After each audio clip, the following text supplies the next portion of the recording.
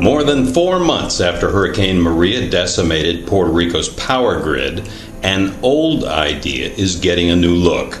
An army of power crews from Puerto Rico and contractors from many of the states are working across the island to restore electricity. And it's Puerto Rico's Secretary of State and Lieutenant Governor Luis Rivera Marin who traveled to Naguabo to jumpstart a hydroelectric plant. Alex, on behalf of the Puerto Rico Electric Power Authority, was showing us the plans for the region and for the whole island. They have in their tablet the whole island in GIS, and they know where each line is being repaired and who is it assigned as a contractor or them, and by what time they should be completed. At the moment, this region is being fed by a microgrid with some power plants installed by FEMA, and that's what's supplying power, but we want to cycle out of those temporary generators. Puedes ver, ¿verdad? Con un 26% de So right now, 4 months after the Maria hurricane impact the municipality, we have 26% of power within the municipality. Yeah, entonces estamos buscando, ¿verdad? Como esta That's basically alternativa what de we're looking at, different courses of action to fulfill the power demand within the municipality. That's why we are here with the state secretary, actually exploring and try to actually bring some of the source of power to the municipality. The U.S. Army Corps of Engineers leads the federal effort for power restoration. With a surge force of almost 4,000 workers, the Corps and the Puerto Rico Electric Power Authority have restored power to 69.2% of all customers across the island. This power plant, you see, was constructed in 1929.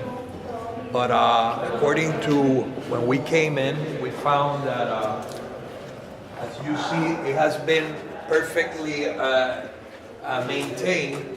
So what we want to do is restart this power plant. We're fixing the pipes that feed the water from the reservoir, and that's going to happen in 2 weeks.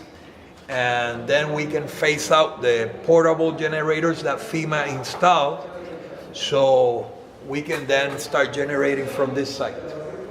The Rio Blanco hydroelectric plant was commissioned in 1929 at the start of the Herbert Hoover administration. You see that chopper there? You see it? That's like a worker hanging up from the chopper. They're going to be bringing him down to that area. So because of the remoteness and the topography, they have to bring all the workers with the chopper hanging, and as you see that dropping him now over there. Electrical contractors working in Puerto Rico are celebrated with waves, honking horns, and even roadside coffee. Grateful Puerto Ricans give utility workers the fanfare generally reserved for sports heroes and celebrities. See you working and moving in the trucks and the choppers all every day, and everybody comments on that, and he's very thankful for what you're doing. And yeah, they're just taking us up, dropping us off, and we have to do it all by hand.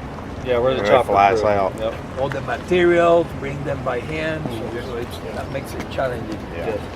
So this is basically actually the rainforest. It's just the south side of the rainforest, and that's why we have so much water. And as you can see back there, all the waterfalls. It's rather this hard. weather is challenging, but like you say, it's cool to work. Yeah.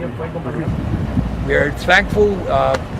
We have friends from FEMA also that allow you to be here, and the most important thing is that this is such a great nation that we have our brothers coming from all over the states to help us, and that's what makes America so great.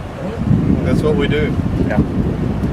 So it's a lot of suffering here, but thanks to you, we're going to get back stronger. Where are you boys from in the States? Arizona. North Carolina. Tennessee. Oh, wow. Everywhere. Arkansas. Miami. There's always one Miami in the group. I know that when you drive around, people usually are very, very glad. We're very grateful. For FEMA Public Affairs, I'm Paul McKellips in Naguabo, Puerto Rico.